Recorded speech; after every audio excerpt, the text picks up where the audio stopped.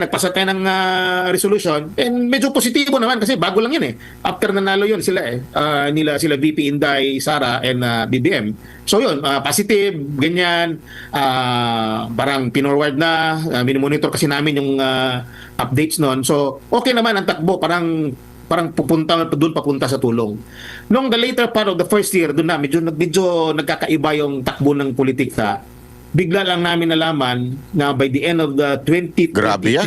Oh. I think, no? End of 2023, kung ako magkakamali, biglang hininto, in-stop yung parang set aside lang yung project without any reason at all. Ang DNR mismo ang naglabas ng tawag nito ng memo or information or whatever is that, basta nalaman namin na talagang hindi na nila itutuloy ang project na yan.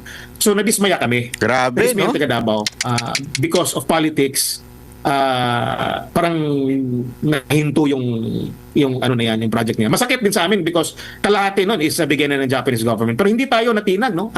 Hindi tayo nawalan ng pag-asa. Grabe. Ito yung dito ka mabibwisit, di ba? Dito ka mabibwisit. Yung dapat na project na pwede na sanang, alam mo yon, magawa, kinancel dahil sa politika. Pero itong nagawa dahil kay Pangulong Duterte, inangkin pa. Napakatarantado lang no? Di ba nakakabwisit? Nakakabwisit. Mantakin mo ang kinin yung jowa mo. Halimbawa lang, ang kinin yung jowa mo, pinaghirapan mo yun, niligawan mo yun. Di ba? Lahat na ginawa mo doon, binili mo ng kung ano-ano. Tapos biglang inangkin ng iba?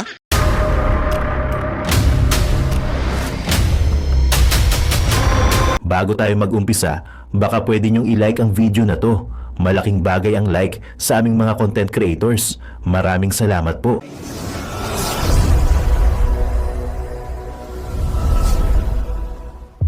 Hayop ka talaga! Ang ganda mong lalaki!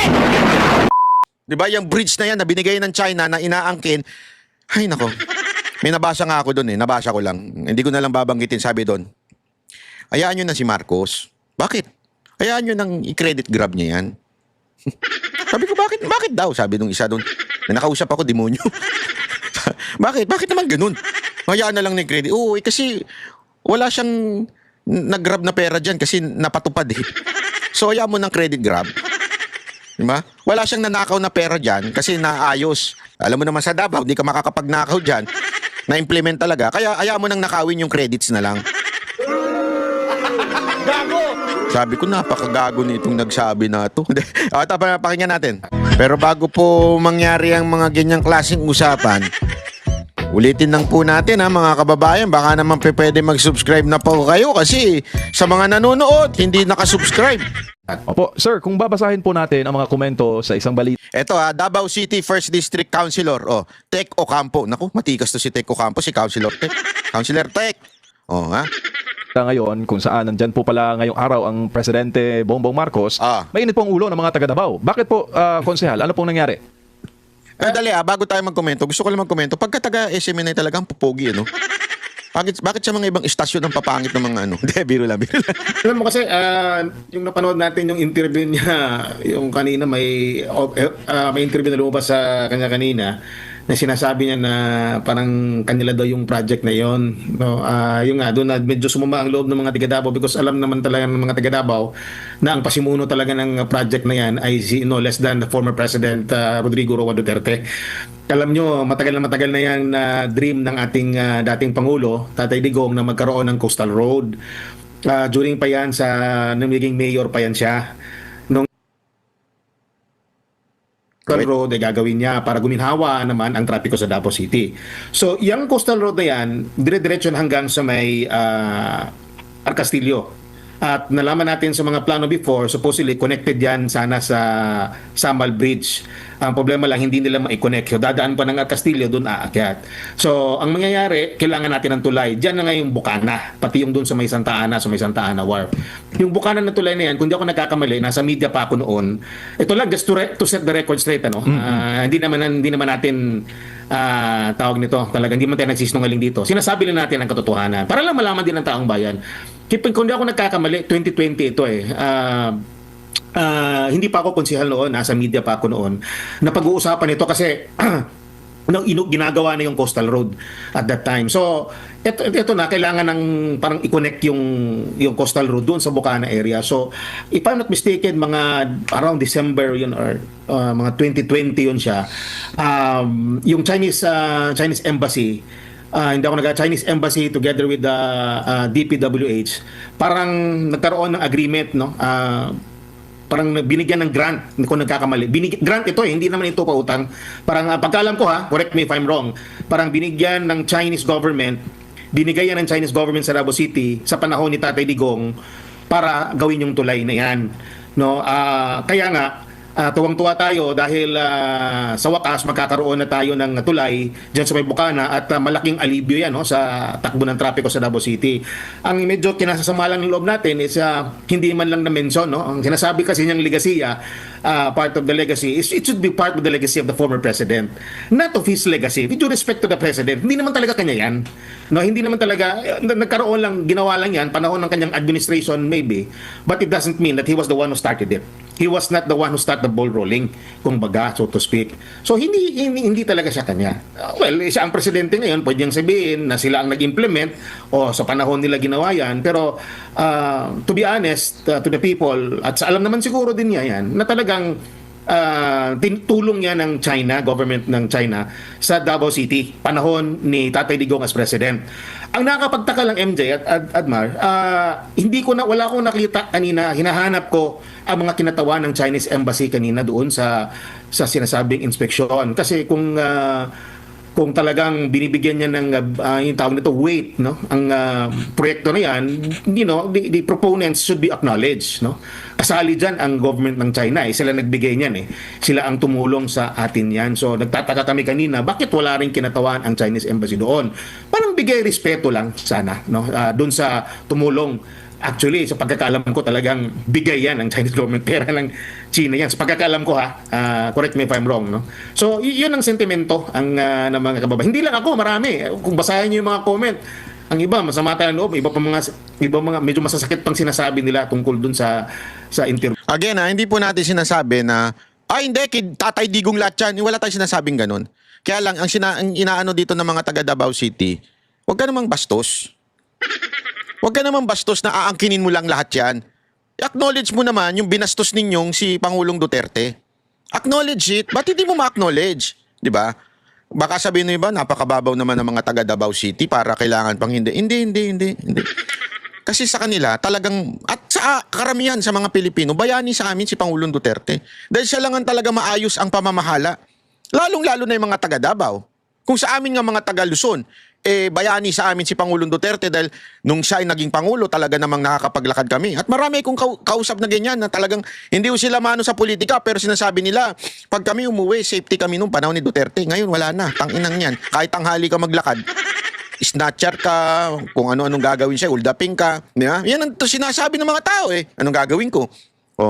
Paano pa kaya yung mga taga Davao City na nakita nilang dating war zone ang Davao City, pero inayos ni Pangulong Duterte. Ngayon, isa sa pinakamaunlad, kung hindi man pinakamaunlad na syudad sa Pilipinas.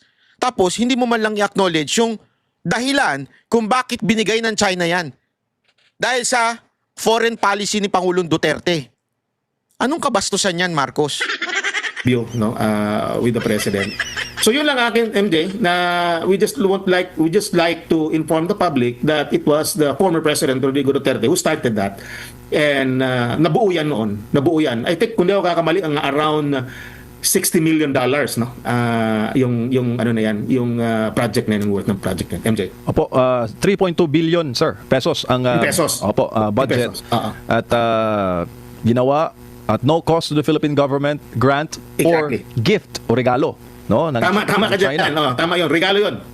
Opo, and not from a loan. So, walang repayment, wala ring interest, at hindi rin siya nakakadagdag sa national debt.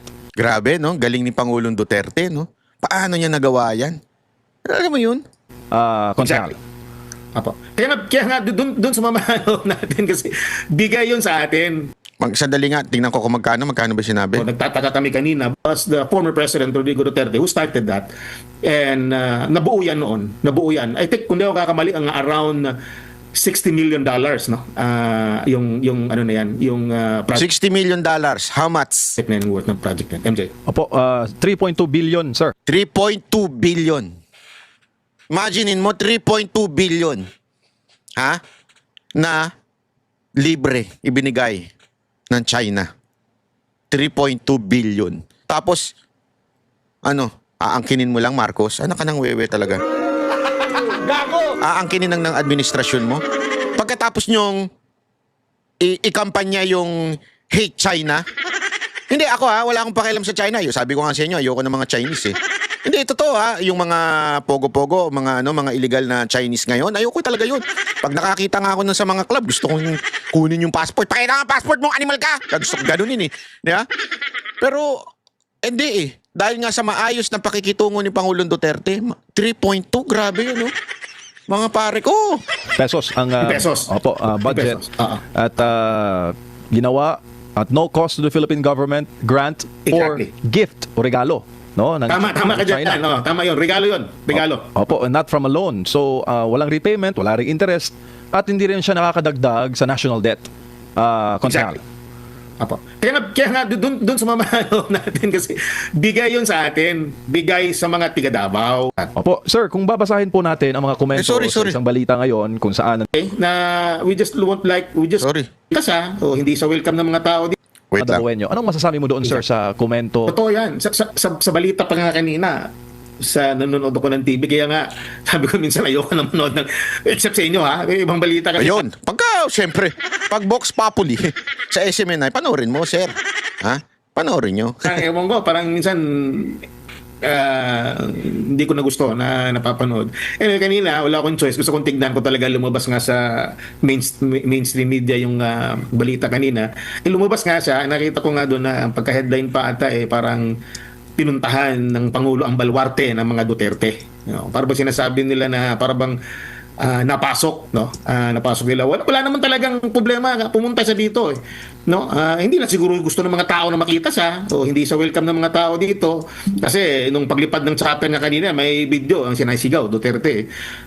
Pero the point is magbigay naman ng konting respeto. Alam mo yun, no? Taga Davao tayo, tapos ang presidente natin doon si Tatay Digong, and siya rin ang nag-umpisa niyan. Yun lang naman ang hinihingi natin, konting respeto, lalo na sa Chinese government, no? Dahil pera nila yon binigay sa atin, sa mga tiga Davao, para matulungan tayo maalibyuhan ang trapiko natin. And yet parang lumalabas pag tinitignan mong interview, talagang parang sila talaga ang nagpasimuno niyang project na yan, legacy projects pa kumbaga. Inspection siya, walang yan, hindi yan ghost. Kitang-kita yan at hindi yan substandard. Talagang napakaganda pagkagawa niyan, no? Napakaganda yung tulay na yan kasi mismo ang nag-supervise niyan is nandun yung mga engineers ng Chinese government when it was constructed. Opo, konsehal, maayong gabi, si Admar po ito. Gabi. Naghalongkat tayo dito sa internet sa mga possible na mga tawag nito, artikulo, no? Related dito. Meron tayong nakuha. Di ko lang alam kung ito ba yung pinatutungkulan na Bukana Bridge, no? Unahin muna natin yung isang artikulo ng Philippine News Agency. Okay, kung pwede ba natin na maipakita. Ito po ay dated October 3, 2018. Okay? So pwede ba natin na maipakita? Ang title nitong artikulo na ito, konsehal, ay Chinese to undertake 1.5 billion pesos Davao Bridge project. Ito yung sulat ni Digna Banzon. So 2018 pa po ito. Pero ang kanyang source dito ay ang SOCA, okay, State of the City Address ng then Mayor Sara Duterte. Basahin ko lang yung artikulo. The Chinese will help build the city's 1.5 billion pesos Davao River Bridge Bukana project. One of the big ticket projects planned by Mayor Sara Duterte. Tingin niyo po, meron pa bang ibang bridge dyan? Itong Davao River Bridge Bukana project, Konsehal? Or Klaro ito na yun? naman masyado yan. Klaro, wala na ibang Bukana Bridge dyan. Yan naman talaga yung nakasaad dyan sa artikulong yan. Yan ang pinag-uusapan natin. Wala nang ibang tulay dyan. Tapos, iba naman yun dun sa Santa Ana Opo. Iba yan. Tapos, ito October 3, meron din tayong nakuha. Exchange of letters naman ito. Ang next natin ay pakita ay itong liham naman. Masyado lang maliit pero basahin ko lang. Ito naman ay may petsang November 20, 2018. Ang pamagat nito, ito'y nakuha ko sa judiciary.gov.ph e-library. Ang pamagat nito, exchange of letters on project of Davao River Bridge Project, Bukana. Okay? So ang nagpadala nito ay ang Chairman of China International Development Cooperation Agency, the People's Republic of China, pirmado ni Wang Xiaotao, at ito ay kanyang pinadala kay then Secretary of Public Works and Highways ng bansa or during Duterte administration, itong si Secretary ngayon ay Senador Mark Villar. So basahin ko lang yung ilan dito. Sa Sige mga nga. kataga, sabi dito, on behalf of the People's Republic of China, I have the honor to confirm that our two sides have, through friendly consultation, reached the following agreement. According to the consensus reached by the leaders of China and Philippines, the Chinese government agrees to help the Philippine government to implement the Davao River Bridge Project Bukana. The project includes the construction of bridges, roads, and related ancillary works. The total length of the route is about 1,340 meters, including 477-meter long bridge. So sinabi rin dito sa number 2 yung role ng Pilipinas. Kagaya po ng responsable ang Pilipinas for providing land for construction, demolition of buildings, resettlement, lahat, no?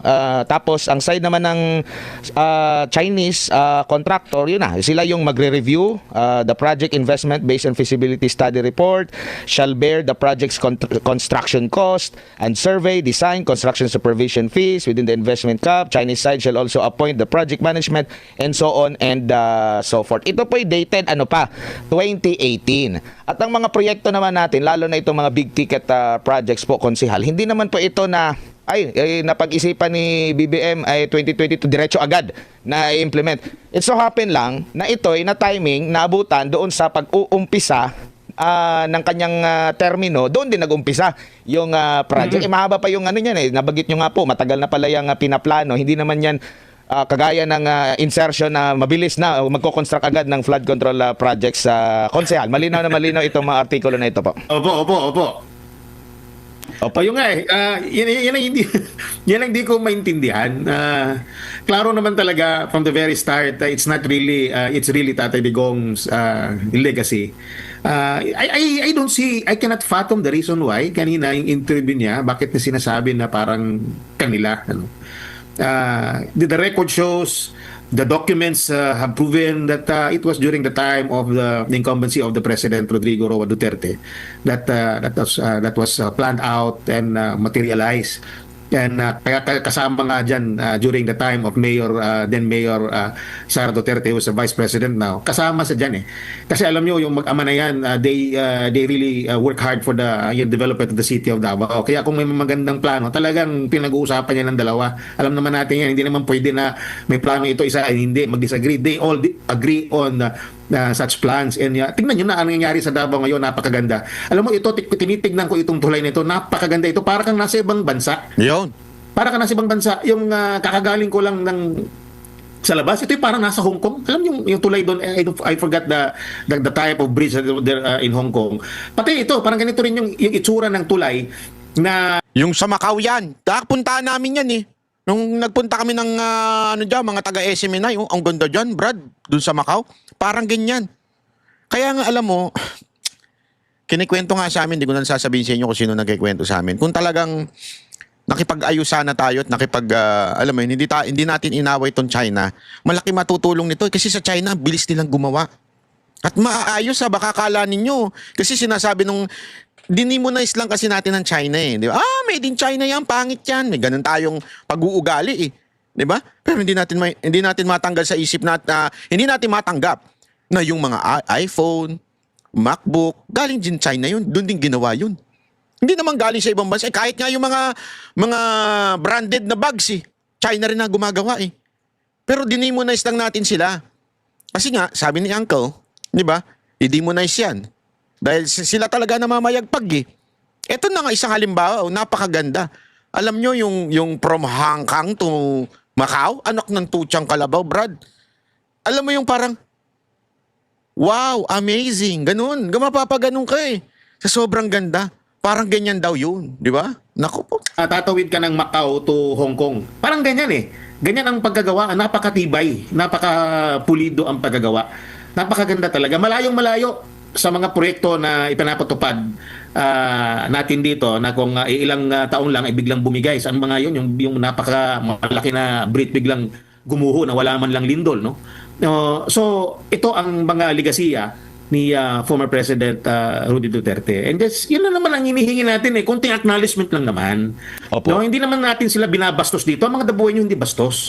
Tayo hindi tayo bastos. Hindi, pagpunta nila dito, kahit nga si Senator Trillanes, former Senator Trillanes pumunta dito, hindi nga siya binato. Hindi nga siya binastos. Tinapunan ng kahit ano. Bakit? Pinabayaan lang siya. Bakit? Sama na ugali mo, Banat ba? Hindi, tinatanong ko lang naman kung bakit. Kayo naman. Ba't di nyo binato? De, joke lang. Huwag nyo babatuhin ng ano. No, hindi tayo ganoon eh. We are decent people. Yo. Although, of course, kung may lalabas tayong saloobin, talagang nilalabas namin. Pero hindi tayo yung nagpapakita ng parang masamang tao tayo dito sa Davao City. Opo. Yung may pinapalabasan natin sa loobin natin. Opo, naalala ko po nung may programa pa yung Gikan sa Masa para sa Masa sa SMNI na yun na Yan, part. yan. Gandang kwento yan. Yung kakabalik lang. Unaan ko na siya ng kwento. Ganyan yung mga nangunguna sa kwentuhan. Unaan ko na siya sa kwento. Wait lang. Ni former President Rodrigo Duterte sa Gikan sa Masa para sa Masa sa SMNI na program na po niya. Nababanggit din ito kasi during sa first part ng Marcos administration, natanong sa kanya kung okay ba sa kanya na ganito. Sabi niya, wala namang problema sa akin kung ako yung nag-umpisa, iba yung nagtapos ng programa. Bigyan din siya ng credit. Yun pa nga si FPRD kasi parang nakasanayan kasi natin dito sa bansa, parang ano na yung credit grabber, no? Pero sa kanya parang wala sa akin as long as matapos, Yeah. umpisahan matapos, wala lang sa kanya. Pero ito nga yung parang kakapalan ng Mukha. Apog. Walang nyak. Kumbaga, hindi mo na nga in-acknowledge. Parang Ang bait kasi nito ni Admar. Ayaw pa niya sabihin kakupalan. yun pa yung sinasabi na parte ng legasiya. No? Kumbaga, lalo lang nagke-create ba ng division itong mga ganitong pahayag ng presidente po, konsehal? Alam mo, I just wish that he would really be honest, be true to his words when he, Ikaw naman, Counselor. Talagang umasa ka pa na maging honest si Marcos? Umasa ka?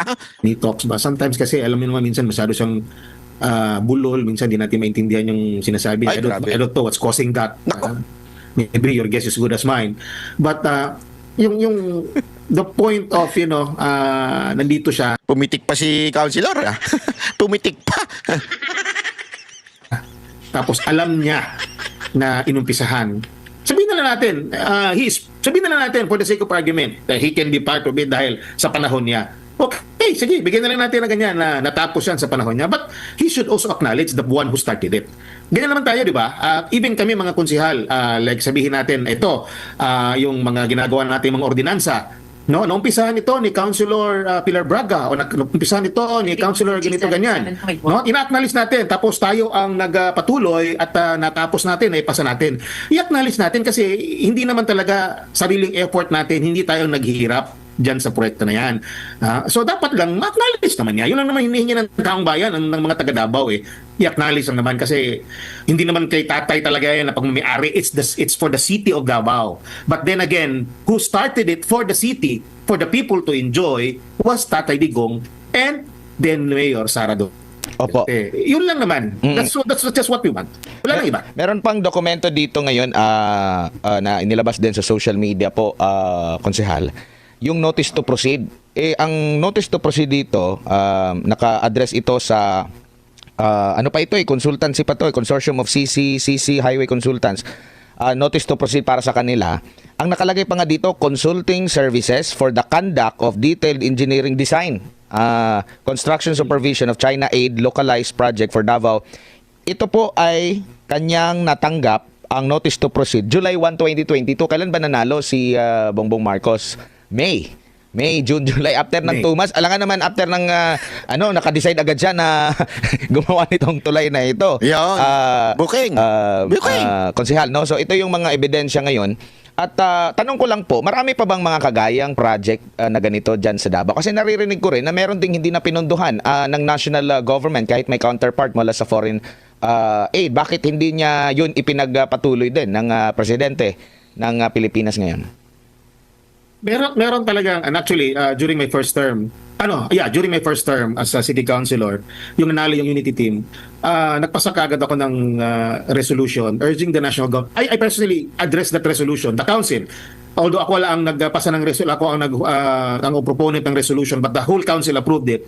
It was addressed to the president, asking the president to give assistance sa ating tinatawag na waste to energy project. Ito yung waste to energy project, panahon pa to ni Tatay Digong at sinundan na naging mayor pa si Tatay Digong, hanggang naging mayor din si Vice President Sara Duterte sa Davao City. Ito na po yung tanong ko bago tayo matapos. Gusto ko bago matapos kasi mamaya pa, mahaba pa ito ng konti. Ang tanong ko sa inyo ito, magkano yung amount na ibinigay ng China, magkano yung halaga ng bridge na binigay ng China kay Tatay Digong o sa mga taga Davao? Magkano yon? Binanggit kanina yon. Wag in dollar ha, gusto ko in peso. Magkano yon? Yun ang ating question of the day para sa Panocho Buena ni Banat Bay. Tigpa 500 dollars sana sasabihin ko. Tigpa 500 GCash. Tatlong unang mananalo. Okay? So matagal na proseso itong waste to energy. So ano ang meron dito? Binigyan tayo ng grant ng Japanese government ng 3.5 billion pesos, hindi ako nagkakamali, kalahati. The cost of the project is around 7 billion. So nagbigay sila ng, at that time was 2.5 lang, I think. Well, nevertheless, it was really 50% of the cost of the project was a grant from the Japanese government. Bigay yon. Okay na yun, agreed na yun, nakakuha na tayo ng lupa dito sa Davao City, sa Biao Eskwela, we complied with all the reglementary requirements and everything, napasa na comply na natin yun. So we are just waiting for the project to be implemented. As a matter of fact, pumunta pa kami ng Japan to take a look at their facilities there to make sure that it is safe for the Boveños, and it is really indeed safe for the Boveños. No, although some group will argue with that, but the point is, nakita doon, it was proven that it is a safe and sound technology. Well, yun nga, yun na sana, ay hiningin natin, nagpasa tayo ng resolution, and medyo positibo naman kasi bago lang yun after nanalo yun sila sila VP Inday, Sara, and BBM. So yun, positive, ganyan, parang pinorward na, minimonitor kasi namin yung updates nun. So okay naman ang takbo, parang papunta sa tulong. Nung the later part of the first year, doon na medyo nagkakaiba yung takbo ng politika. Bigla lang namin nalaman na by the end of the 2023, I think, no? End of 2023, kung ako magkakamali, biglang hininto, in-stop. Grabe. In-stop yung parang set aside lang yung project without any reason at all. Ang DNR mismo ang naglabas ng tawag nito ng memo or information or whatever is that. Basta nalaman namin na talagang hindi na nila itutuloy ang project na yan. So nadismaya kami. Grabe, no? Davao, because of politics, parang nahinto yung project niya. Masakit din sa amin because kalahati nun is bigay na ng Japanese government. Pero hindi tayo natinag, no? Hindi tayo nawalan ng pag-asa. Grabe. Ito yung dito ka mabibwisit, di ba? Dito ka mabibwisit. Yung dapat na project na pwede na sanang, alam mo yon, magawa, kinancel dahil sa politika. Pero itong nagawa dahil kay Pangulong Duterte, inangkin pa. Napakatarantado lang no? Di ba nakakabwisit? Nakakabwisit. Mantakin mo ang kinin yung jowa mo. Halimbawa lang, ang kinin yung jowa mo, pinaghirapan mo yun, niligawan mo yun. Di ba? Lahat na ginawa mo doon, binili mo ng kung ano-ano. Tapos biglang inangkin ng iba. Ay, di ba? Tapos nung inangkin ng kaibigan mo, hindi mo man lang in-acknowledge yung kaibigan mo nagbigay ng mga di ba? Na binola mo. Nabola niya. Nabigyan niya ng kung ano-ano. Tapos dahil doon, sinagot ka. Pero hindi mo man lang in-acknowledge yung kaibigan mo. Ang walang niya din, Ginawa natin ang paraan, nag-usap-usap uli kami ang mga konsehal together with our leaders, together with the mayor and the vice mayor. Nag-usap uli kami, and then we nag-open up din uli ang Japanese government at nagsabi sa amin na kung ano ba, interesado pa ba kayo sa proyekto? At sinabi naman namin, naman, kailangan ng syudad dyan at meron kasi tayong pinirma memorandum of agreement between the Japanese government and Davao City. So, ang ginawa namin is nag-file ulit ako ng resolution telling the Japanese government that the city of Davao is still interested with the waste to energy project. So kaya yon, yung waste energy natin ngayon, ang Japanese government magkakandak uli sila ng feasibility study, and I think they are going to help us. Parang ang mangyayari nila, parang sila na lang ata sila ang gagawa, sila ang gagastos, parang build, operate, transfer, or partnership, parang gano'n, no? Ba, ang detalye nito, ang full details nito is with the attorney Dwight Domingo. Kasi siya yung parang head ngayon ng waste to energy. So yan yon. So tinatanong ng tao, ano yung waste to energy na yan? Ito yung teknolohiya kung saan yung ating mga basura ginagawa natin, nilalagay natin doon sa facility ng waste to energy at nako-convert into electricity. Initially ang Grabe, no? So, yan ha. Yan po, malinaw na malinaw ho. Diba? Pinupolitika ni Marcos itong Davao City. Tapos, nung may natapos, inangkin. Ganun ka... Ayoko talagang gamitin, pero yun yung talagang exact word eh. Ganun kakupal. Ganun kakupal yung ginawa sa pangyayaring ito. Yung bridge na yan. Mantakin mo, yung iba nga kinancel mo, tapos ngayong may nagawa, bigla mong angkinin. Di ba? Napaka grabe ho. Alam mo, this is something na tayuan ninyo, Davao. May mga nga dyan may mga balita na ipepersona ng grata daw si BBM. Sabi ko, gawin nyo yan. Gusto ko yan. Pag ginawa nyo yan, naku po, yan, first time, presidente na persona ng grata. Anyway, tinatarantado naman kayo, hindi naman kayo binibigyan ng budget na national eh. Kaya gawin nyo na lang yan, kung ako sa inyo Davao City, gawin nyo yan. Ha? Para talagang manindigan kayo. Ama naming Diyos na makapangyarihan sa lahat, salamat po sa iyong pagmamahal na hindi nagmamaliw. Sa gitna ng kaguluhan sa aming bansa, turuan niyo po kaming magtiwala sa iyong hustisya at hindi sa hustisya ng tao. Linisin niyo po ang aming mga puso at ituro niyo po ang tamang daan ng katotohanan at pag-ibig. Tulungan niyo po kaming maging ilaw sa gitna ng dilim at ipakita sa mundo na may pag-asa pa sa pangalan ng aming Panginoon Hesus. Salamat po sa pag-ibig po ninyo at salamat sa pagdinig ng aming mga panalangin at iligtas niyo po kami. Sa pangalawa po ninyong pagparito at patawarin po kami sa lahat ng aming mga pagkukulang at pagkakasala sapagkat ito po ang aming samutiling sa matamis na pangalan ng aming Panginoon Hesus. Amen. Sa lumang silid, mag-isa kang tahimik. Walang kamera, palakpak ay wala na. Ngunit sa bawat pader ng bayang iniwan mo, may pangalan mong di na mabubura.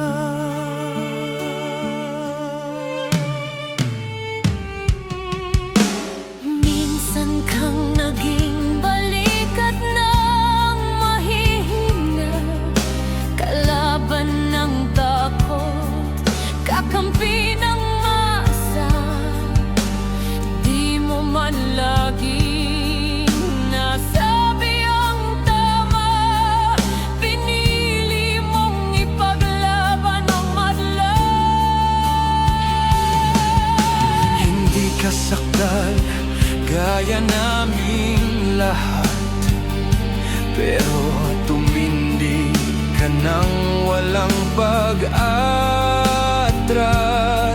At ngayong pagod ka na, tatay, kami naman ang sasalo ng bawat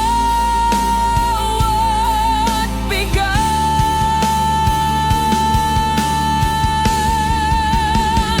Hanggang sa dulo, ikaw ay mahal. Kahit papagod na ang iyong katawan. Tatay, salamat sa iyong paglaban. Ngayon, kami naman Hanggang sa dulo, di ka namin iiwan. Ang kwento mo'y dala ng bayan.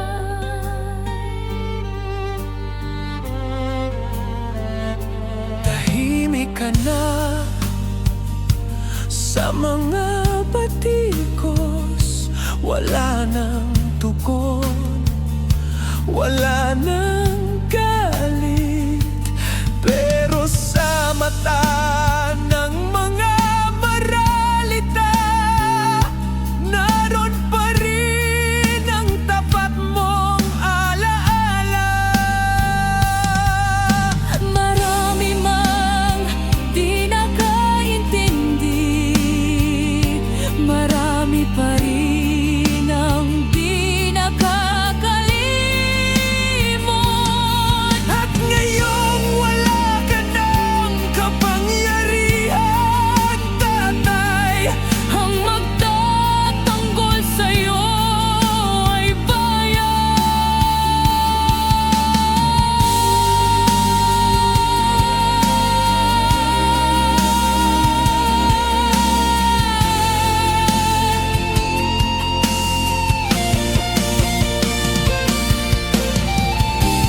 hindi ka nag-iisa kahit ngayon.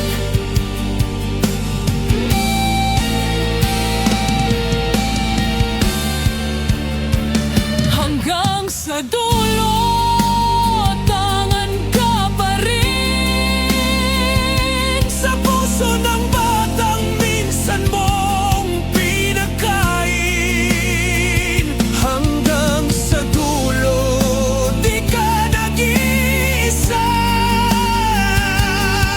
Ang dasal ng bayan ay sa'yo pa rin. Katay kami naman ang lalaban sa ngalan mo, sa alaala mo. Hanggang sa dulo. Dalangin ka ng puso ng masa.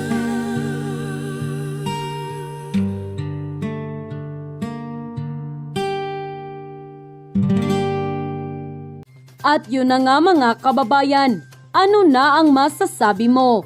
Kung mayroon kayong hinaing at komento patungkol sa balitang ito, please comment down below. Pag-uusapan natin yan sa comment section. At kung nagustuhan nyo ang video, ay huwag kalimutang mag-like at i-share na din para mas marami pang makaalam at umabot ito sa marami sa ating mga kababayan. Maraming salamat po. Mabuti pa ang sardinas, may label. Eh tayo, wala. Oo nga pala. Nay, ito na yung bayad ko sa isa, ano? O, kunin mo yung isa. Isa muna, yan, oh. Tapos, isa pa, di ba? 4 dapat na sardinas, eh. Yan. 3 na. Pang-4 na sardinas. Okay na.